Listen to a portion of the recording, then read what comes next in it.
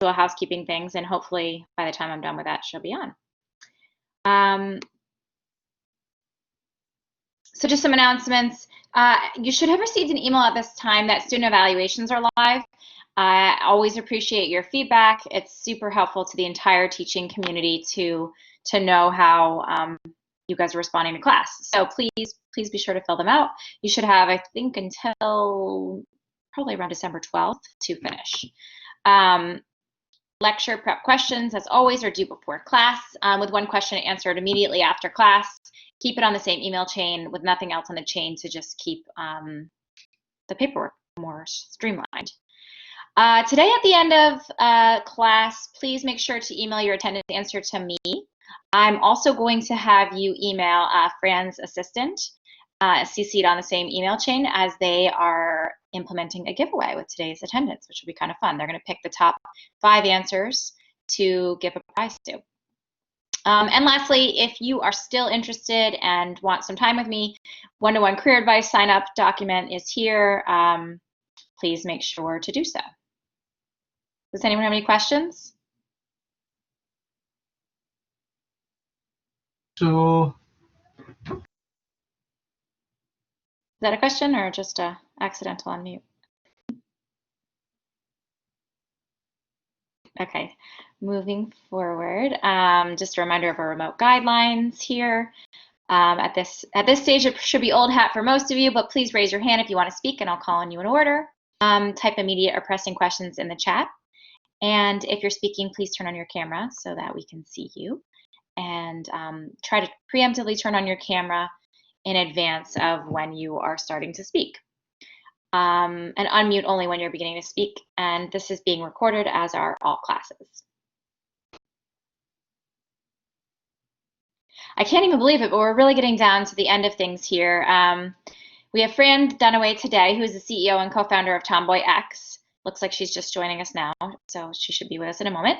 Next week, your current is the current issues class, so there's no actual physical class or virtual class, but your assignment is due by 6 p.m. a week from today on 11/23. It is a midterm based on the reading of The State of the Fashion 2020 by McKinsey, which is also posted in the Blackboard share drive under content. The midterm itself can also be found under Blackboard content. Does anyone have any questions on that? It will be live after class today. Luhua. So, hi, Professor. So I have a question about the current issue. Like, what is the format and how long is the duration that we're able to take it? You're able to take it. You can use as much time as you want, and you have 2 attempts just in case you accidentally submit it. Like all the assignments that you've done in this class so far, it's really a lot based on your personal opinion. It's a bit of a reading comprehension based on what you've read, and then thinking about it critically and thinking about it in the landscape of where we are today and giving me your feedback back on that. Got it, thank you. It's essential that you read the document. It's essential that you read The State of the Fashion 2020.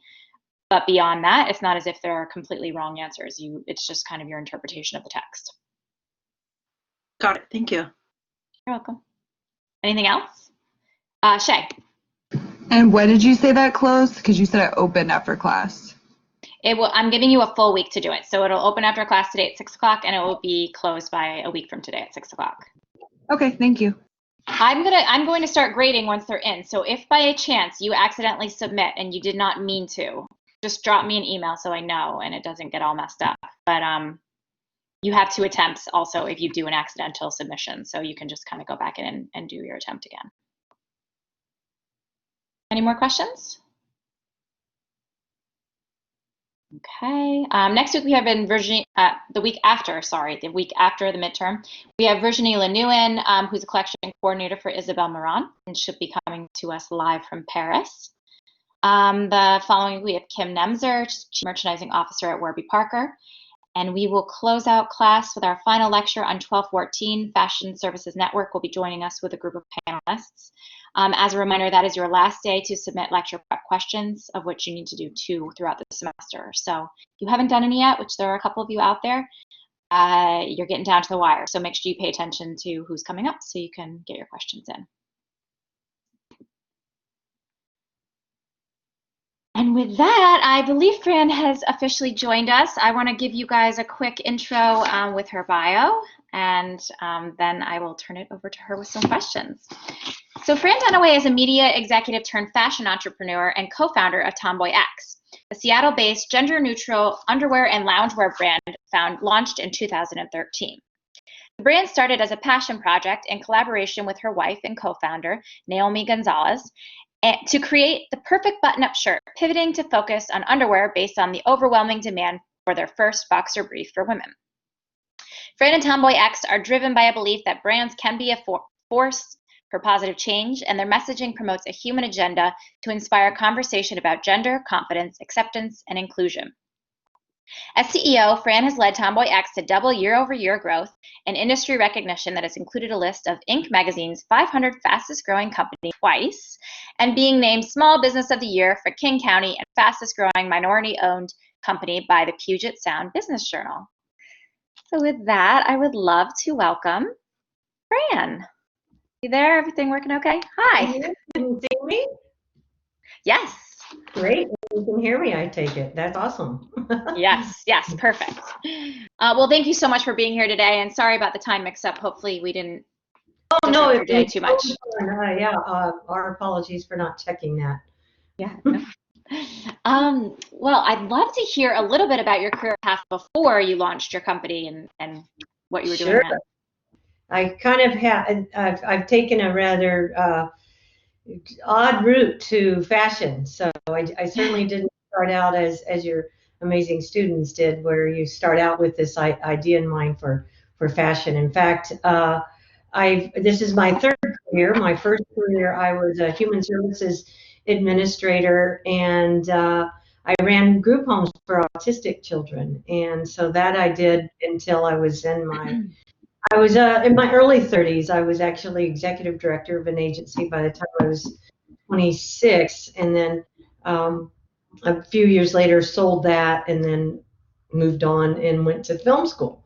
And so I wanted to kind of pursue something that I enjoyed, which was photography and storytelling. I also was very much about a kind of a beginning and an end to a project, and so felt like that would be a good fit for me, and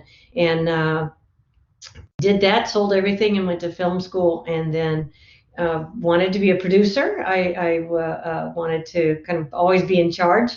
That's been my thing since I think I was born. And so from there, I got into what I was passionate about, which I've been an activist all of my adult life, and so ended up working seasonally with an agency that did videos for Democratic candidates and campaigns nationwide, and then ended up getting hired by them, and then made my way up to partner in the firm, and then my wife got tired of hearing me complain about the lack of wonderful shirting options available, so she said, well, how hard can it be to start a fashion line? And so we took the leap, not knowing any better, and that kind of led us into what we are today, which is an underwear company. Yeah, that's great. And did your wife have any fashion background? No, actually, she's first generation Cuban American from Manhattan. She grew up in Washington Heights and was a sports massage therapist. She actually was the sports massage therapist for the women's Olympic soccer team. So, wow. So very talented, and neither of us knew a knit from a woven nor a balance sheet from a P&L. So we had a lot of work and a lot of learning to do. Yeah, well, tell us about that experience. What was it like getting off the ground? Oh gosh, I think because we knew so little about what we were doing, what we had was grit and perseverance. And at the beginning, it really was about a shirt. It wasn't about starting a new business. We just wanted. This was a little side gig. We had wonderful careers. We had paychecks. We had vacations and a lot of perks, and traveled a lot. And so it wasn't as though we were looking to no longer have a paycheck and forego all non-work related travel for the next 6 years. But that's what happens when you go full on into something that is bigger than what you initially thought. And so we initially launched a Kickstarter campaign to pay for these shirts. That we had a friend who was a designer, and she helped us design these amazing shirts. We picked the name Tomboy because we thought it was a cute name. We both identified and related to being tomboys as kids. And so it was during the campaign, the Kickstarter campaign, that we really started to recognize that our name was resonating in a very powerful way. And I think because of my background in politics, I was able to feel like there was something palpable there. Oh, I have a puppy. Mine does the same thing. Leaves me alone all day, but when I'm talking on the screen. Yeah, exactly. It's like, oh, there you are. And so yeah, that was the journey that we kind of then started wondering, oh, this is big. It felt like a responsibility because we'd stepped into a white space that no one else was Totally. addressing.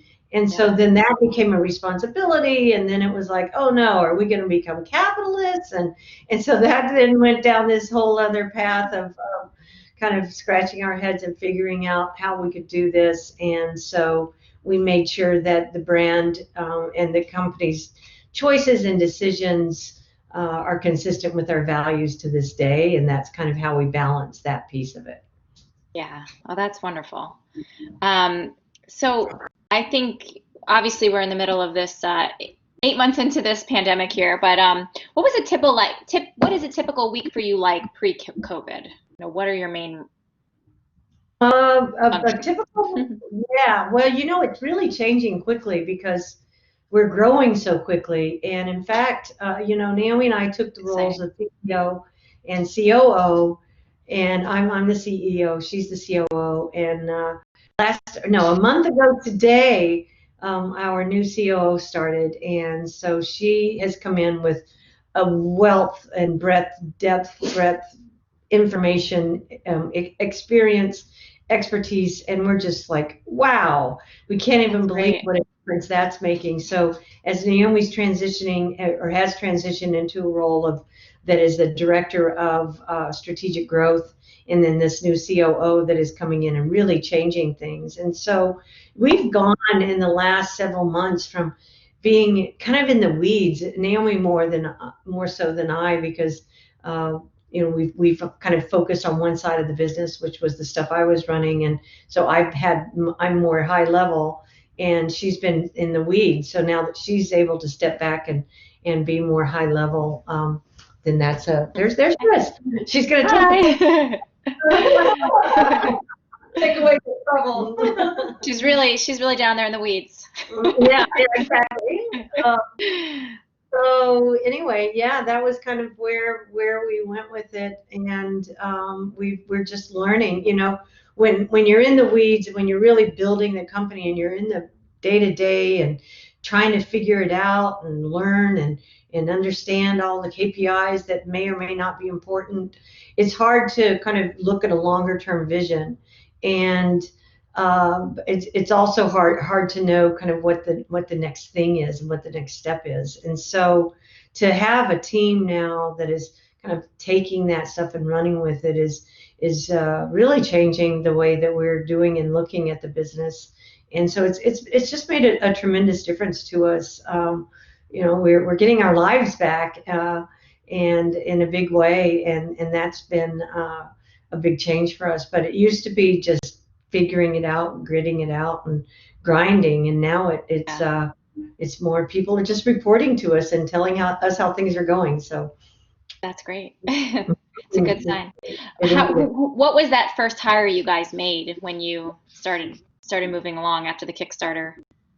After the Kickstarter, we had been working with a woman. I call them rainbow unicorn moments. There have been a tremendous amount of magical rainbow unicorn moments along our journey. So when we decided, so the way we had these shirts, we started the Kickstarter campaign. We started putting our logo on things, and the shirts sold out, and people were excited about the brand. And Naomi was doing customer service, and so she started hearing from a lot of people that we should make boxer briefs for women. So we had no idea no one was doing that. And so I went on to Nordstrom.com and typed in boxer briefs for women, and up came a pair of Spanx, and that was it. And so Not the same thing. definitely we were certain that that was not what our customer was looking for. So today, if you go to Nordstrom.com and type in boxer briefs for women, TomboyX comes up. So Nordstrom started carrying us about a year ago.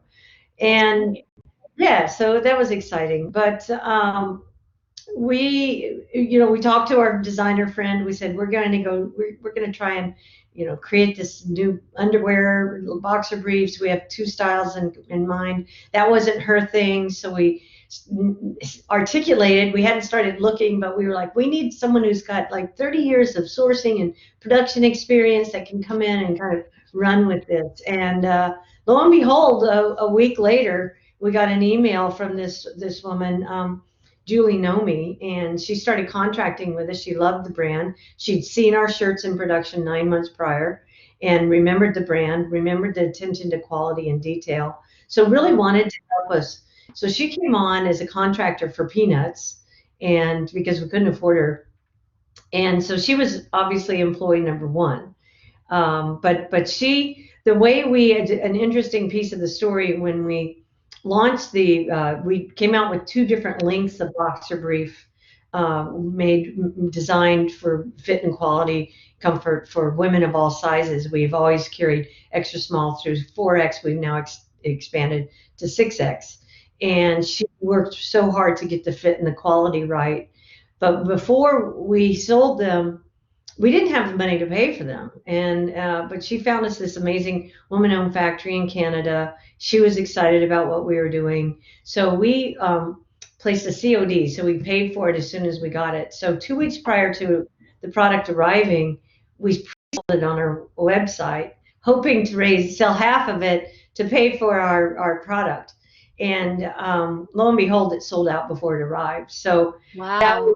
That was a huge turning point for us. And so that was in September of 2014. Well, we didn't close a series seed round of funding until the following year. So it was just Julie and I, Naomi and I working for free, and Julie working for Peanuts. And then when we got our first round of funding in August of 15, we hired Julie. We hired someone to manage our shipping. And then we hired artists that had experience both in product photography or on-figure photography, as well as graphic design skills.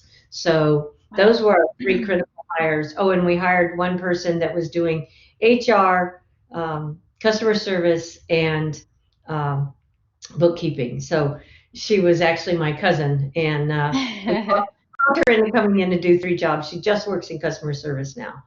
So. That's great. So who actually is doing the design work?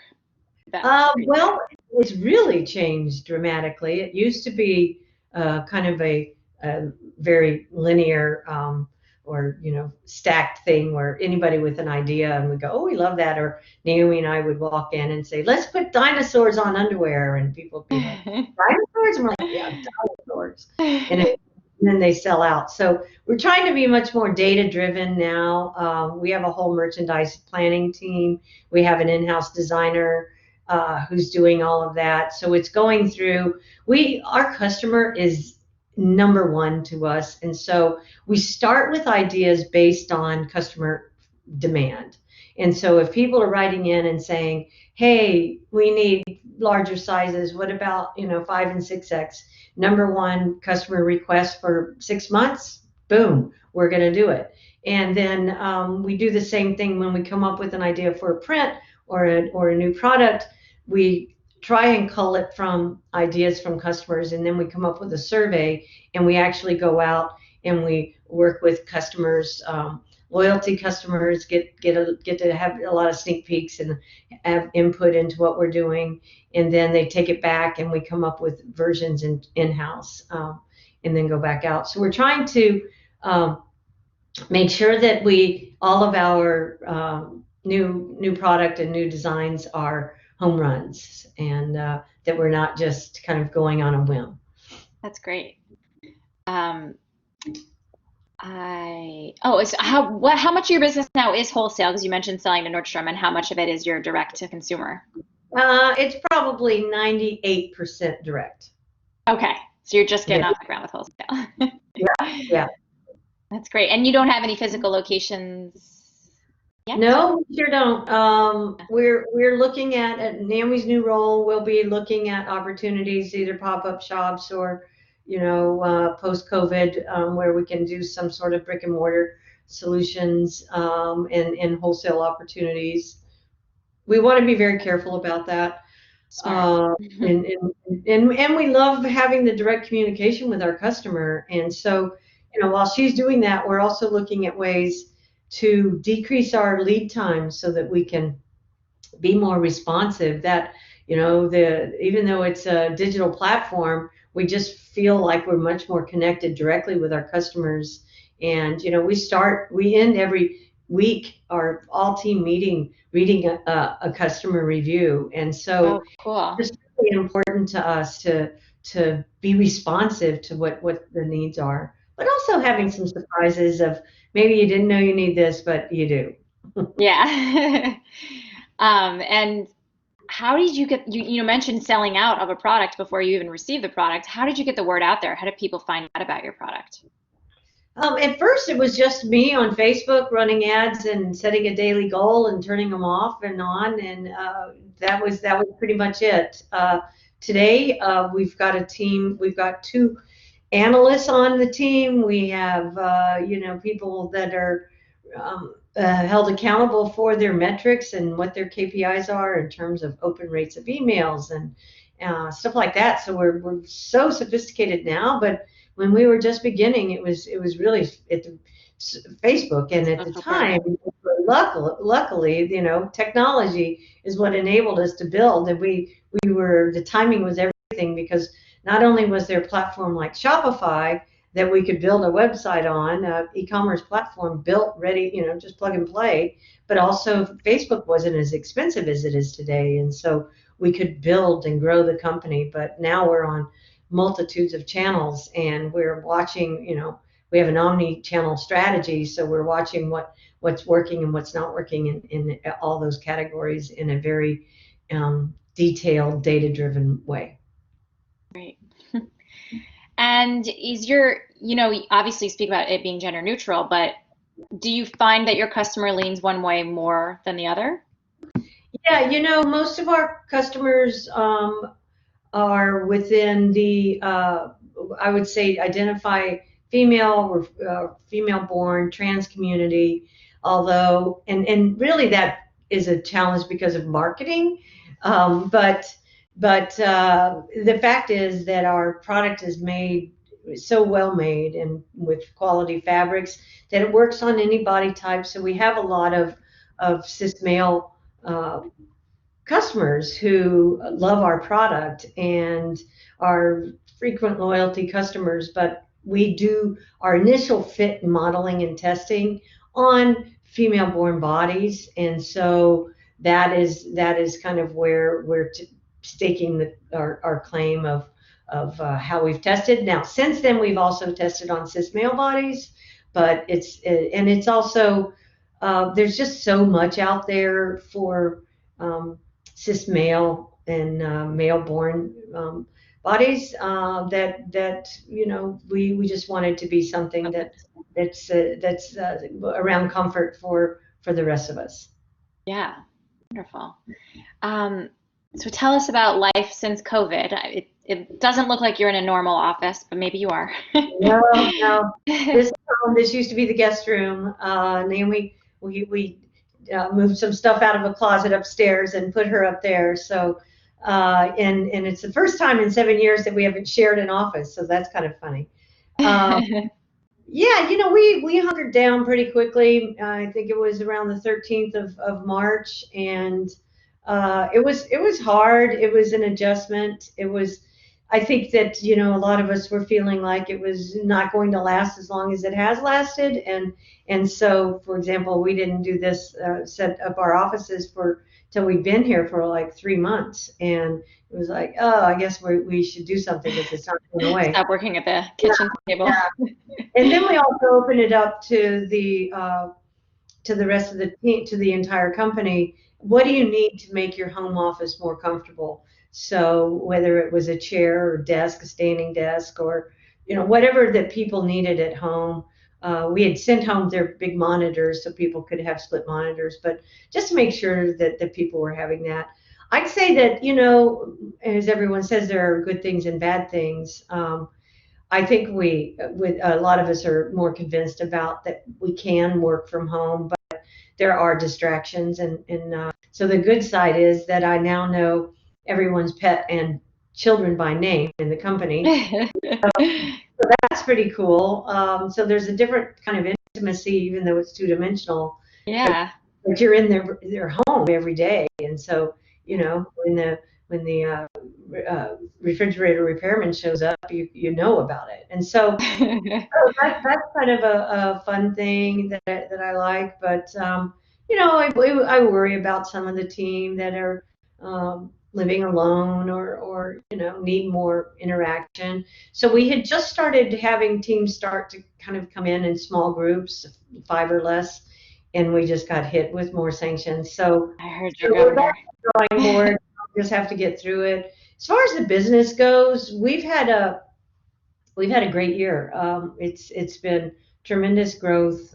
We had reorganized our marketing and creative team in February. So some of our growth we feel like is directly attributable to the work that they've done, and then of course having people that are seeking comfort at home, and they're finding us and finding our product and purchasing. So it's been good, but we also, we care about the environment, we care about workers and factories, and we care about our own employees. And I think that this time has caused us all to be able to reflect about our own values and what matters to us. And I think people are getting behind companies that are values based more. And I think also, a lot of people are jumping on the plus size bandwagon because that's where the market is taking them, and we've done it from the beginning because it was the right thing to do. And I think that people are recognizing that and are wanting to support us. That's great. Yeah, and certainly people are very focused on comfort right now. So if you have a garment that you've been wearing for years that's bothering you, it's the perfect time to be trying something else new out. Right, exactly. So tell us a little bit about working in Seattle. One of my themes throughout the semester has been talking to everyone. I've had people, I will have someone from Paris next week. We've had someone working in Connecticut, someone working in DC, Seattle, obviously the norms, New York, Hudson Valley. But I love to hear a little bit about the different personalities of each town. And obviously you're based in Seattle. Your first outreach for wholesale was a Seattle-based company. So that, that changes your whole geography. But, beyond that, just kind of what it's like to work. Yeah, no, that's a great question, and it is very different. When I was out fundraising, and I spent about the first 4 years fundraising, and so it's very different as far as the cultures go in the cities. We loved going to New York because we'd get so much done, and everybody, you'd have 5 or 6 meetings in a day, Yeah. and something would happen in each meeting, and we'd be like, oh, we should stay another week and get more done. And LA, it's all about who you know and how you get to the people, and once you make those connections, but also a deal making, different way of doing it in LA. And then here, people are like, yeah, we should have coffee in a couple of weeks. And so it's just much slower pace and, more tech bro kind of stuff going on. But also there are the Tommy Bahama was built here, Eddie Bauer and REI and Outdoor Research, and Nordstrom, of course, being here. So Costco, yeah. And so there wasn't the same kind of fashion, new upcoming brand group to choose from, but we certainly have been lucky in finding people. Oh, and then let's don't forget Amazon. Yeah, right.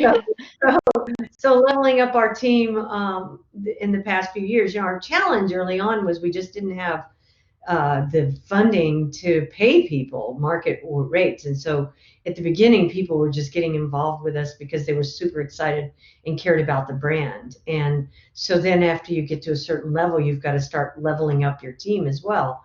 But we got revenues to, I'd say, about 7 million, just over 7 million in revenue on a team that had no e-commerce experience.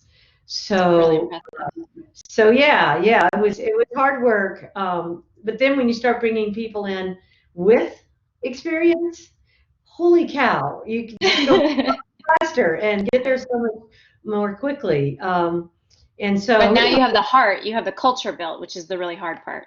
bingo. And that's the payoff. And that's some of the things that you don't intentionally set out to do that somehow reinforce what you're doing in the long run. That's great. So tell us about a time in this path to getting Tomboy off the ground that you feel like you maybe made a mistake and something you may have done differently. Okay, yeah. Well, where to start? One of the things that we did was not vet. We used to do the shipping ourselves. I mean, my parents would fly up here in the holidays for a few years just to help boxing and getting things out the door because it was just me and Naomi. And so I've got great pictures of my dad lugging stuff out. And so when we just made the decision to move our shipping to a 3PL or third-party logistics, we didn't know enough about e-commerce shipping and what that difference between that and someone who's typical wholesale. And so we didn't vet that well enough and ended up paying way too much money to people that didn't really know what they were doing. And so then moved to a different 3PL, which turned into a second nightmare that was worse than the first. And so then when it was time to move again in a hurry, Naomi spent much more time and diligence in vetting and making sure that we didn't make that mistake again. And so, yeah, we've moved to, we've been a couple of years now with the 3PL that is, a cut above anyone else that we've ever worked with. So that was a good lesson, is understanding what you're getting yourself into, because if you get with the wrong vendor, then it can really impact your customer's experience, impact your bottom line, all of that stuff. I would say, just being decisive about things and not belaboring a point. And like when fundraising, for example, when I was out raising money, I would say that at first I had too big of a more of a shotgun approach and thought, oh, let me talk to anyone and everyone, when it's actually much better. I'm a big video gamer, so sorry for the analogy, but I'm much more of a sniper approach is a much better a way to do it, where you look and see what they've invested in, what their interests are, and if they've invested in a company like you. If not, you're wasting your time, because it isn't just about the money to people who write checks. They also want to feel like they have something to offer outside of a check. And if they don't understand your industry or what you're doing, then there's just no way. And then I would say, to piggyback on that, at this time would be, now's the time to start networking and building up those relationships with people that you want in your network for when the time comes further down the road where you might need to ask a favor or ask someone to go out for coffee or a drink, or so that you can ask their opinion. And I would take opinions from as many people that have differing opinions as you possibly can, and then come up with your own. And so not going to someone and saying, what would you do? You want to find people that will tell you what they did and not be looking for how they would do what you're doing, because you're the one that's going to do that the right way and your way. And so educating yourself or arming yourself with a lot of different opinions. I can't tell you the number of people in the industry that tried to talk us out of the name TomboyX. And and that was the smartest thing we did, was to poo-poo that idea and move forward. Yeah. And I Why? mean, we had some. I think that for some people, it brought up a connotation that was limiting, and they kind of thought that that was a limiting factor. And at the time, it wasn't a word that was very much used. And so some people of a certain generation were called that when they were, suspected of being a lesbian. And so it was a big ew, and so I think that it's a strong, powerful word. The fact that we could get the trademark was a stroke of luck, and the Yeah. fact that it's a word that people identify with innately, that they may appear different on the outside, they may not all look the same, but identify with that tomboy spirit, which is doing it your way and getting out there and being yourself and unapologetic and not that you have to apologize, but it's just that whole notion of being who you are and kind of doing it differently. And there are archetypes throughout history of amazing tomboyish women or people that have done something that it was outside the norm. That's great. I think that's really good advice, though. And I don't think we've actually heard that from any other speakers, this gathering of information, but making sure you're trusting your own gut and making your own decisions. Absolutely. Sustainability is also an ongoing thing that I've been talking about, not only this semester, but last year as well. Is there anything that you are doing towards that end to get more sustainable? Yes, in fact, I mentioned employee number one, and who has been running product development. So her passion, if you will, is really textiles and innovation. And our Series B investors are a B Corp venture capital firm, and so they are very supportive of any efforts that we make in sustainability. So we've moved Julie out of our product team and have put her as head of textile and sustainability innovation. So we're dedicating a full-time employee to being out there. What's the newest and latest and greatest technology that is sustainable? We've always had it be a focus, but this stuff is changing so quickly and rapidly, and new fabrications are being introduced, and new processes for ink that save water, and you have to really stay ahead of it. So we don't want to rest on our laurels and say, well, we've done this much, we've got Ecotech certified, but what is our actual carbon footprint, and how can we impact that? And so that's the sincerity, the level of resources that we want to put into it, because we want to be leaders in that and pushing the envelope Great. at all times. That's good. So kind of going back to your job previously, you're one of the only marketing people that I actually have coming in this semester. So I wondered if maybe you could talk to the students a little bit about what it likes to enter that industry, and what an entry-level job looks like.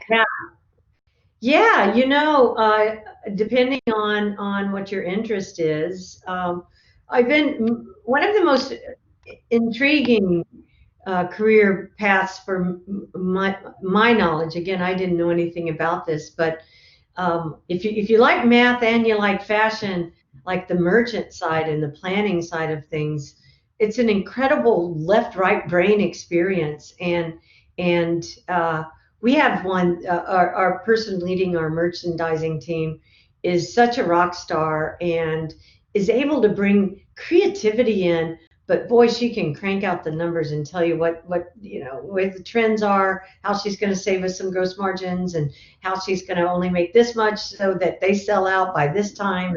And it's just a really remarkable career that I had no insight into prior to this. and so, looking into what your own passions are. So we have our digital marketing team, and then we have our creative team, and then we have our merchant planning. And really, we've shifted from being kind of a product-driven company to much more of a merchant customer-driven company. And so within, for example, maybe I can just run through kind of what those categories look like.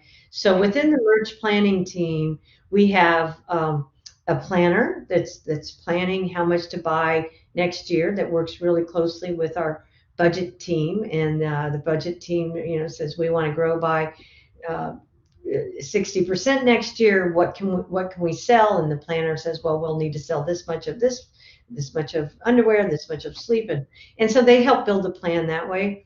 And then our designer rests in that group, and so the designer is working with the merchant planning team. Okay, well, let's introduce a new category next year. How big is that category going to be, and what are we going to make from it? So that's kind of the people in that department. Then obviously the digital marketing side, we have our email team. Our head of email reports directly to our head of kind of channel purchasing. He runs all of our Facebook and all the different channels, budgets for those things, and then email feeds into that. So that's kind of our acquisition and retention team. And so they want to go get new customers, and then they want to keep them happy. And then within that, we have analysts, and then we have someone that does our site UX, someone that's looking at what the customer experience is, and then all working very closely together. We also have a department that is the creative team. So we have a photographer that's doing all of our on body. We typically will hire someone to shoot models, but we have in-house product photography. Then we have someone that's doing all of the graphic design, so that for the emails and for all of the social media stuff. Oh, and in the digital side, we've got someone that's doing our social media and PR and working with influencers and coming up with a strategy for growth. And in each of those teams, they have their plan rolls up into our bigger plan, so that they have goals and are accountable to how they're growing and what their growth contributes to the overall company. So that's something that we've worked hard to get to, which is really cool to see. And so that's kind of our creative and marketing. There's also on the development side, especially for fashion students, there are different ways to get involved in that, and that is in the tech pack designs or fit, and working on the patterns and how the fit works, and obviously in sustainability and product, or in fabrics and textiles that we use. So a lot of different entry points, just depending, or if you wanted to get in and kind of sample all of it. A lot of companies like us are looking for interns and are happy to bring people in, and you can try out different departments a month here, a month there, just to get a sense of it.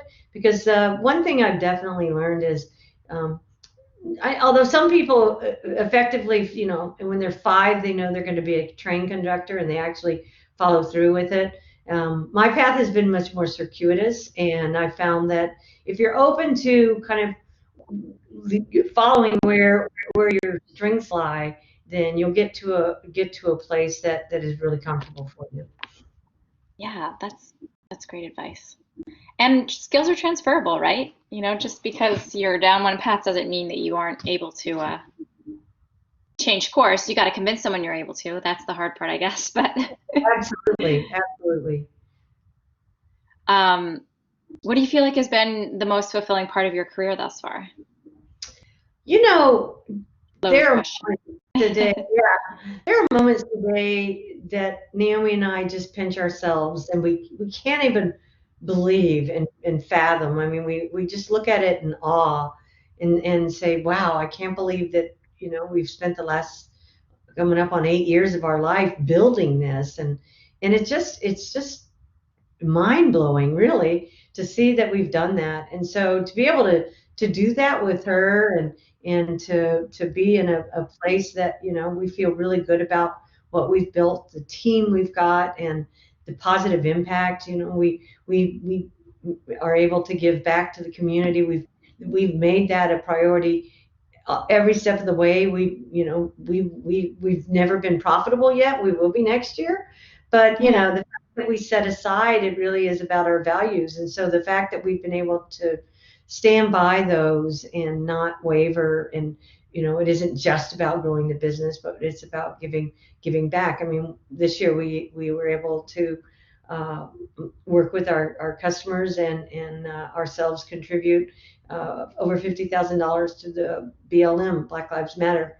And so to have a company that isn't just about capitalism, but is about being a good steward of the environment and community is really important to us. And the fact that that's what we've built, I am extremely proud and grateful for that opportunity. And then, just being able to do things like promote our VP of Finance to CFO a couple of weeks ago. I mean, that was like, whoa, it was so cool because he's been with us for 2 years and he's just been amazing. So it's those kind of things that are about connection and making a difference that I feel like that's great. Yeah, I mean, you mentioned in the beginning that you felt like this was a real white space. Have there been competitors kind of come on the scene since you've started, or do you still feel like you're kind of floating out there? Yeah, lots of people are coming on. It's been amazing to watch and see what folks are doing. And we what we're focused on, our differentiation is really our customer focus and our values, frankly, and what we represent and how we're going to build a business. So we're building a brand, and we want to be a brand that's here to stay and that people identify with and relate to, and we're not just trying to sell you underwear. And so I think that's our differentiator, and that we were out there ahead of the game. But I do think that sticking to our guns about what and why we care about something is the way we win. The customer senses that for sure, the authenticity. Mm-hmm. Does your customer skew in any specific age range, or do you kind of? We're all over the place. My favorite time of the week is I have a call time, and I just call customers. And I remember one week, every single call I made was to a retired woman, and so it was just like, oh, fascinating. But so it is all over the place. Although I'd say that the 45 to 55% are in the 18 to 30 range, and we have people on either sides of that. And our number one request right now is for smaller sizes so that we can get into the tweens. So it's funny you mentioned, because I have a 5-year-old who is everything is too tight. I don't know that she would necessarily call herself a tomboy, because she is very into pink and princesses and purple as well. But everything is too tight. The pants, the shirts, the underwear. She's 4 3/4 and she's wearing size 8 because she wants everything to be huge. My sister just yesterday asked me if I had tried boxer briefs, because she's wearing the underwear so big that then she can't wear pants under it comfortably. So I was just thinking that was a good thing to check out for her. Yeah. Well, they're coming. Yeah, great. I'm gonna have to keep an eye on it. Well, hopefully she'll outgrow it, but still, comfort is key. I think we're getting them next month. Actually, I think we go to triple X small. I don't know if it would fit a 4 or 5-year-old, depending. Yeah. But we are doing the smaller sizes. Yeah. Oh, good to know. Well, my sister is putting her 7-year-old in boxer briefs because she's the youngest with 2 older brothers, so she was very interested in them. And oh yeah. She's wearing the boy ones and happy with it. Exactly. Under skirts, they're the best. Yeah, definitely. Well, I think I just want to ask you one more question, which would be what your number one piece of advice is for anyone who wants to launch a business. Find a mentor, possibly 2 if you can. And if you are fortunate to find 2, find one who's an internal optimist and find another who's an internal pessimist. And depending on what you need that day, you know which one to call. And we just lucked into that. We had two, and if we were having a really bad day, I always called the optimist, and she would bolster our confidence. And if I was feeling a little too cocky, I'd call for a reality check and get brought down to reality. But another piece of that is to not let yourself ride the highs too high or the lows too low. Nothing's real or solid until the check is in the bank, kind of thing. So if you get too excited, or if you are over the top with the excitement about something and something falls through, you've got a long way to go down, and then it's hard to pick yourself up. So just stay even, stay steady, stay the course. Be open to advice, be open to other people's concepts, and mostly listen to your customer, because they often have the best advice. And then just be true, follow your gut from there. That's great. I love that. Well, students, I want to turn it over to you. Please raise your hand if you have a question. Claire, let's start with you.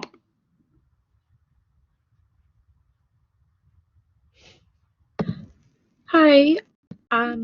I just want to say that like for years I've known about your brand and I really respect it. I really like it. And something that I've been thinking about going into for a long time is like designing clothes that are like gender neutral or made for transgender or non-binary people. How do you go about designing for like those demographics? That's a great question. And, we actually are fortunate in that we have such a great community here in Seattle and elsewhere. And so when it's time for us to design something new, we bring members of that community in. So when we introduced several different adaptive products last year, and we worked with people, we worked with trans women to develop our tucking underwear, learned a lot, would have definitely not made it the right or the best way if we hadn't done that. We brought them in every step of the way in the pattern making, and then once we had samples, had them wear test them and come back with feedback. And in fact, if you go on to those pages on our site, you can see little interviews with the people that worked with us behind the scenes. The same with the compression tops, which I was very anti-compression top for a while because I'm a 2-time breast cancer survivor, and we had a trans guy, 12-year-old, and his mom come in. They actually won a contest, and so we flew him in from, I think it was upstate New York. And so he and I had a conversation at brunch one morning, and he explained to me what he'd been wearing as compression tops. And so I said, all right, I'm going to rethink this, and we're going to try and come up with something that isn't medically unsafe, but that gets you to a place where you can feel the comfort that you're seeking, and the body dysphoria that to help address that. And so we worked with several of our trans community here and have designed them, and we just put them back up on the site a couple days ago because we can't keep them in stock.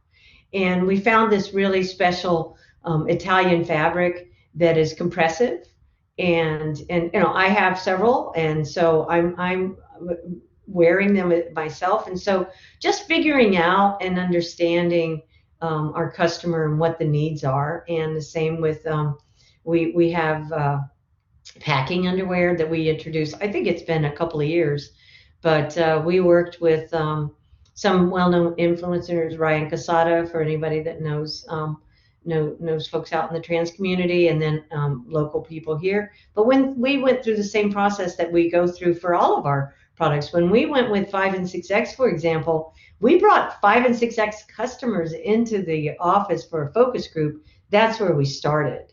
We didn't start with what we think they would want. We brought them in and asked and spent a half a day, our product team, getting to know them, getting to know what their needs are, and then brought them back in when we had samples, listened, took notes, and addressed it, because most fashion companies, the way they figure out sizing is they start with a 0 or a 2, which is about the size of my water bottle, and then they grade it by a mathematical equation of okay, well, so a 5X is actually 5 times the size of a extra small. It's like, no, that's not really, doesn't really work on bodies that way. So we refined all of our patterns per size, which is unconventional and not the cheapest way to do it. But it was because of our commitment to our community and the great need that there is. So good for you, Claire. Happy to answer any questions you might have or keep in touch. Thank you. Mm-hmm. Great, Amanda, I have you next.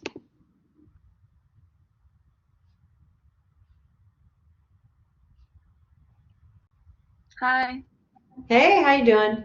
Good, how are you? So my question was, where do you see the brand evolving in the future? Or like, how do you want to use the brand to continue to empower people? That's great. Well, we are definitely looking at other product category extensions. So keep an eye out on what we've got coming up, and continuing to expand on what we do really well, but looking at other opportunities to kind of get out beyond what we normally do.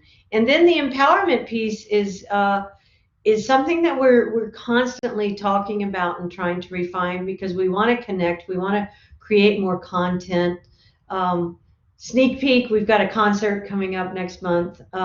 So just different ways to engage and connect and bring people together within the TomboyX community, and building quality products and products that fit who people see themselves as, and they feel good when they put it on, is really important to us. And we hear from customers every day in ways that we've touched them and made an impact on their life, and it means so much to our entire team. And I couldn't be more proud of the caliber of people that work for us that really care.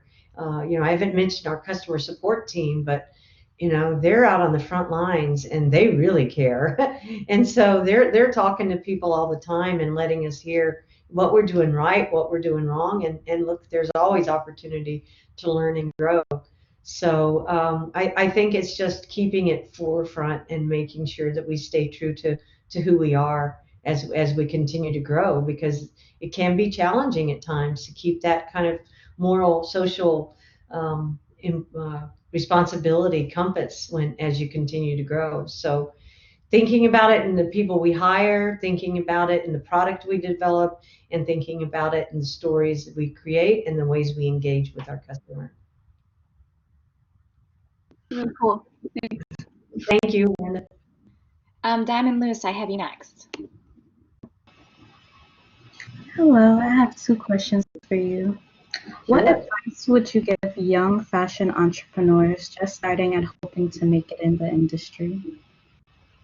I think that the whole understanding the business side of things, I think, is a really important add-on.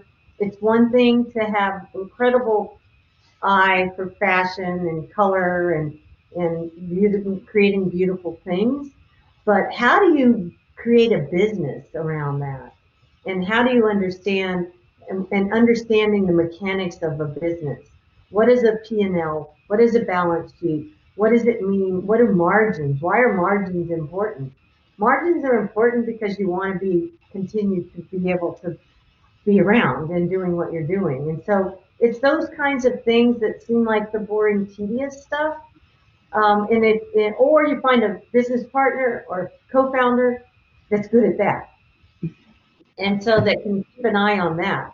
And so I would say making sure that's part of it, because it's not as though, very few artists get discovered, if you will, and then suddenly become, able to pay their bills based on that discovery. Instead, it's hard work, it's grit, it's determination, but it's also being smart about the math.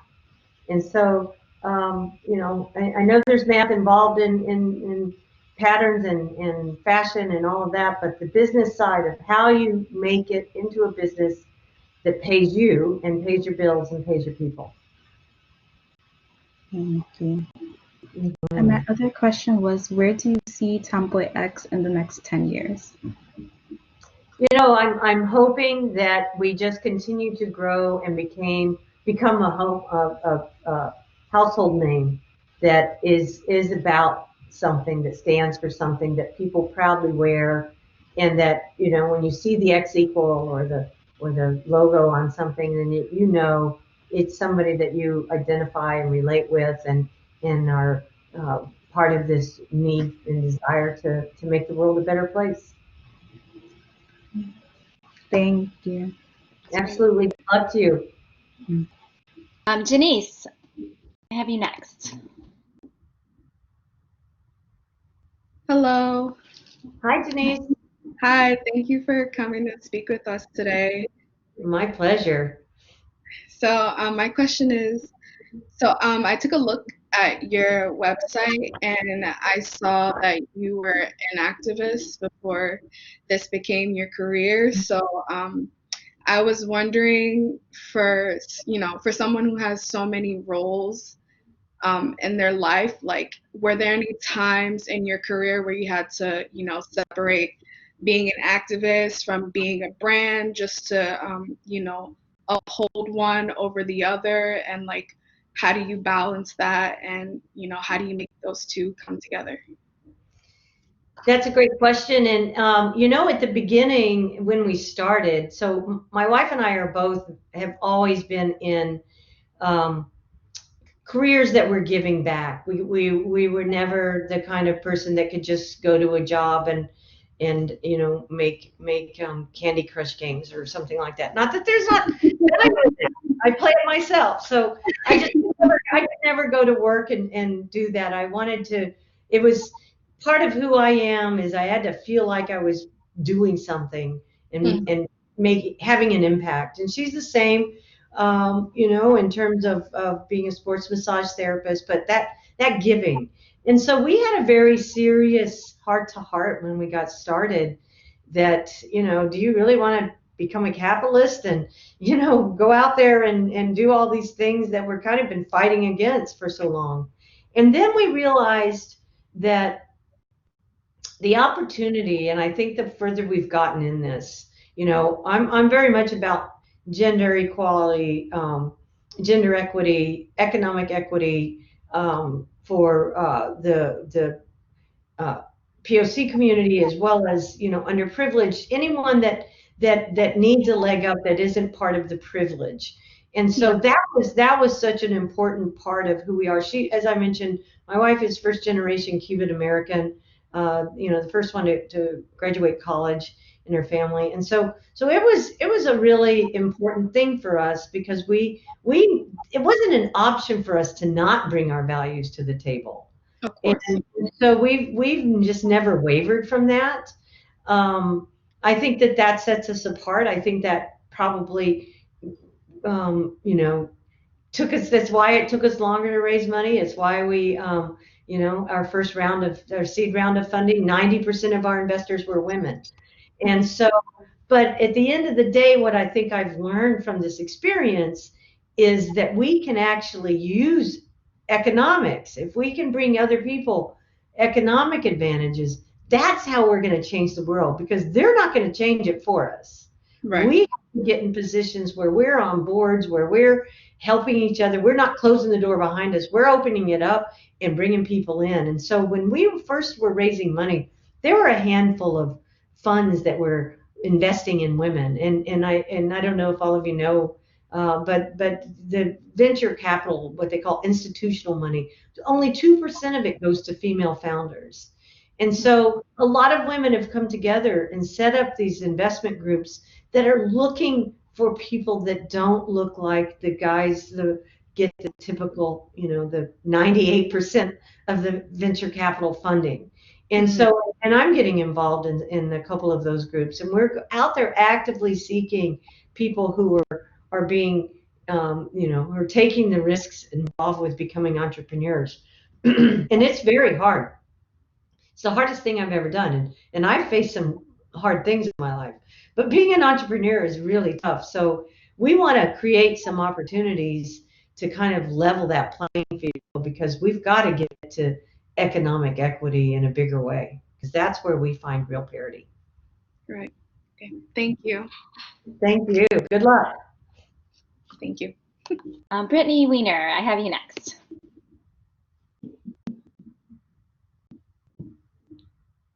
Hi, can you guys see me? I can. Hi, so I had to log on a tiny bit late, so I don't know if you already answered something like this, but I have a few questions. So if you've already answered this, I'll go to the next one. But my question was, you launched your brands, I saw in 2012, and that was kind of like, I feel like personally before the whole body neutrality and genderless clothing thing really erupted. So I wanted to say, do you think that TomboyX helped to kickstart it, or do you attribute your success to being like the right place at the right time, or a mix of both? I think it's probably more the latter, less of the former, because we certainly didn't know what the hell we were doing. But at the same time, there was a trend that was going, and then the Me Too movement happened. And while we incorporated in 2012, we didn't actually launch until 2013. So Okay. that was when we first started selling product. But you're right, no one else was doing it. But we did the size inclusivity because we just felt it was the right thing to do. And we had friends we'd heard recount the horror stories of going into stores, either if they were masculine presenting and then get redirected to the men's department, or if they're shopping in their masculine presenting, but shopping in the women's, get redirected to the men's, and just the frustration, and then also size inclusivity, and just looking at the horrible choices that people had. But also because I think we're from the LGBTQ community, we know what it feels like to be shamed by a society by not being seen or represented. And so it was important to us not to have that experience where, oh, well, if you're of a certain size, you have to go over here to this section. You have to go to the plus size tab. That does something to you. It doesn't feel good. It doesn't feel right. And so that was just, again, that's just who we were, and we weren't going to back down on it. We had factories tell us, well, it's more expensive if you do that way. You should have different pricing, and we're like, no, we're not going to have different pricing. Yeah, like supposedly when you go into larger sizes, you're supposed to charge more, right? Because it uses more fabric. Like, how do you tell someone that they have to pay more for their Exactly, and we just leveled out the pricing so that we wouldn't have to shame someone by doing that. So that was important to us. Thank you so much. Mm-hmm. Just have some time for two more questions of Bridget Balavia. Hi. I actually didn't have any questions. I just wanted to say that I really love what you're doing. I love everything that you've done with philanthropy, from the ACLU to the bailout fund and everything, and just being really inclusive.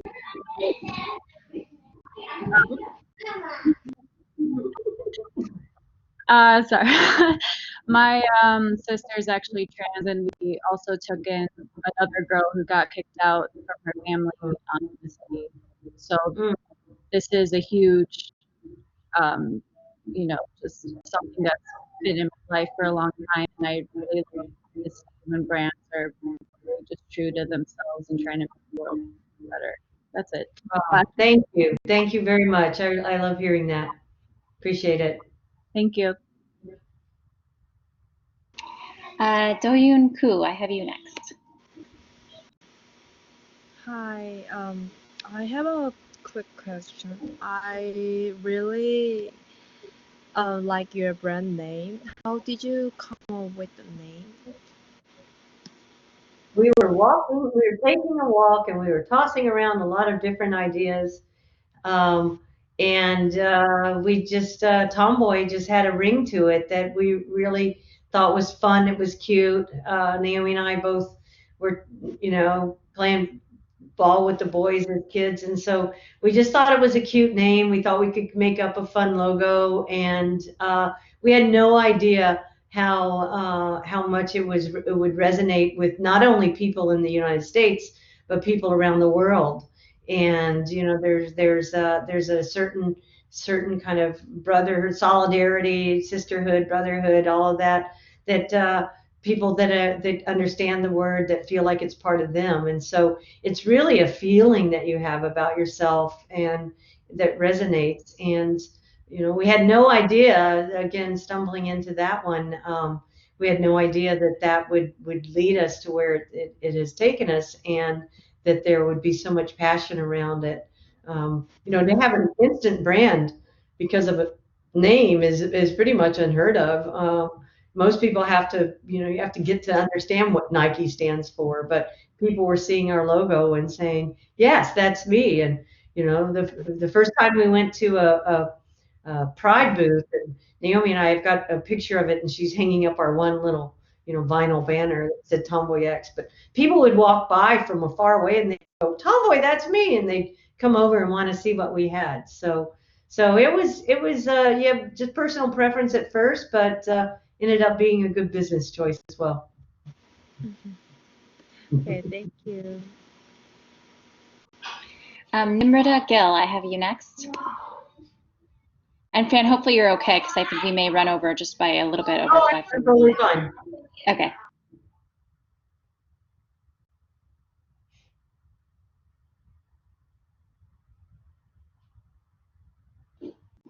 Nimrita, are you there? I know she's been in and out, so Gabriella, you want to go? Yes, hi, thank you. I just wanted to thank you, Fran, for this amazing lecture. This was incredible. It was so good to hear from you, and the work that you guys are doing is just phenomenal. And it's I just wanted to say thank you and how much I admire you. And also, well, I guess the question is was there any decision along the way that you were definitely inclined to take, that your mentors or people that you trusted had a different idea, and that you followed their advice instead of going with what you thought was the right path to take? Yes. Numerous times we were told early on that we were just a niche lesbian underwear company, and that we should broaden our focus. And we kept standing behind who doesn't want comfortable underwear. And so rather than being pigeonholed, and we've actually doubled down. We actually know that a core customer of ours is within the LGBTQ community, but there are a lot of allies, there are a lot of people within that, externally, or people that are just looking for functional underwear that works for them. And look, we now carry everything from a thong to a 9-inch boxer brief. So it isn't as though we're just doing boxer briefs. We have something for everyone, but the brand piece of it, we just feel like, people want to get behind it and want to express that side of themselves. And, you may have different underwear for different days, but that was one of the things that I think we would definitely not still be here had we not just stayed true to who we were and believed in people showing up. Thank you. Nimrita, thanks, Gabrielle. Nimrita just typed in the chat. She says her connection is bad, but she wanted to say thank you for coming in today and giving us amazing advice, and to ask, how do you keep yourself motivated through the ups and downs of your business, and how you managed to do that during COVID as well? Yeah, gosh, that's another great question. Really rely on our team. And you did see the puppy, that helped. That's helped through COVID. We try to laugh at least once a day, and I'm fortunate in that my wife laughs at all my dad jokes, so that makes it easier. But just relying on getting exercise, getting yourself out there, and finding joy in some way, something that gives you a little bit of joy and a little bit of hope. This has been an epic, crazy year. I mean, a lot of y'all are probably a quarter of my age, and so you don't understand that this is a once in a lifetime year. This is not the norm, one would hope. Here's hoping. So there's just been so much coming at all of us from, so much uncertainty in so many ways and areas. But I think that we just have to rely on each other and keep standing for making things better and getting through it. Just knowing we'll get through it. We're hit right now with more bad news as the darkness, winter came, and as it was promised. And so we have to get through it and do our part to get through it with the least casualties and get through to January where we can have a new administration and just try and get to places that are better for all of us. That might have been a lame answer. I apologize. My apology to me if it wasn't. No, I thought that was great. Good way to end, actually, on a positive, optimistic outlook. Students, I mentioned at the beginning of class, but I did want to say thank you very much to Fran because she has generously offered to poll you guys for some good advice for your attendance question, and she is generously giving away prizes to the top 5 answers. So with that, I will turn it over to the attendance. It's actually a 2-parter. And you can take a few minutes. It's you don't need to rush an answer because I know you may want to look around on the website a bit more. But the first question is, what is your favorite item on the website and why? And the second is, what is an item you would like to see on TomboyX but don't? And if you could please email me, as you usually do, but also CC Arlene at TomboyX. They are going to choose the winners on their side. Hopefully you guys can give some great insights, and it'll be win-win for both TomboyX and you guys. But the top 5 answers will receive a swag bag and or a $50 gift card to the site. Fran, thank you so much for being here. Thank you so much for this generous giveaway as well. And we wish you the best of luck making it through the next 60 days to January 20th, and also with business, because you're really doing some exciting, amazing things, and we can't wait to see what's next. I can't thank you enough. I'm so glad I got to see some faces and not just names. I loved all the diversity, and it looks like you've got a world-class group here, and I loved all the representation from around the world and seeing some of the beautiful artistic designs and whatnot on the walls behind a few of you. So my pleasure. I'm always here. I'm happy to chat with folks or answer any questions anytime, and I'm looking forward to your amazing answers. So send us an email and take care. Happy Thanksgiving, everyone. Thanks. You too, Fran. Bye-bye. Thank you. Thank you. Thank you. Thank you. Thank you. Thank you. Professor, I had a quick question about the midterm. Sure. Are you still there?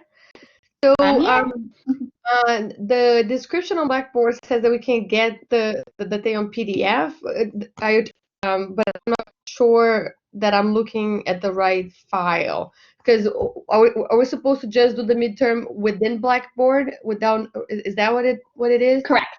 Yeah. So the reading assignment, State of Fashion 2020 by McKinsey, is a PDF that is posted under content on Blackboard. Yeah. Okay. And the midterm itself is an assignment link that you follow. Okay. That's what I want to make sure that the midterm is just a link, it's not a PDF. Okay. Correct. Yeah. And as of 6 o'clock today, you'll be able to view it. So if you go in, you can go in early, even before you're ready to answer, and take a peek and see that it's working okay for you. If you just be aware that you have 2 attempts. So I don't know if going in that first time might wipe out you going twice. Okay. So you may want to keep that in mind. But there's no time limit. Thanks, Professor. No problem. Kylie, did you have a question as well? So I did go to look at it, and it says that I only have one attempt for the midterm. I'm not sure why. And the other question I had, so you said it's going to be available to look at 6. Is it like an essay or is it like short answer questions with like prompts? Short answer questions. Okay. Okay. Yeah. For some reason I thought it was like an essay we had to write. No, it's about 5 questions based on the reading. Okay. Yeah. Okay. And then any idea why I only have one attempt? Because I haven't like, because I mean, you said it wasn't posted until 6 I will anyway, so double I wasn't check able to that see there. anything. I will double check that there are 2 options, but it might be because you already opened up. Let me just double Even though I check couldn't see that. anything. It's marked for. I'll double check it, but it should definitely be marked for 2 attempts. Here we go. Thank you. Yep. Nope. You know what? It wasn't. So I will do that right now. Okay. Okay. Awesome. Thank you. Thanks. No problem. Was there another question, Brittany? Did you have one? Yeah, I wanted to know just for when we send you the Word document with our 4 questions and we have to answer it to send it to you, do we put it in the body of the email or should we update the Word doc that we sent you originally? It's easiest if you update the Word doc and send it back that way. Okay, cool. Thanks so much. Thanks. All right, everyone, have a good week, whoever's left.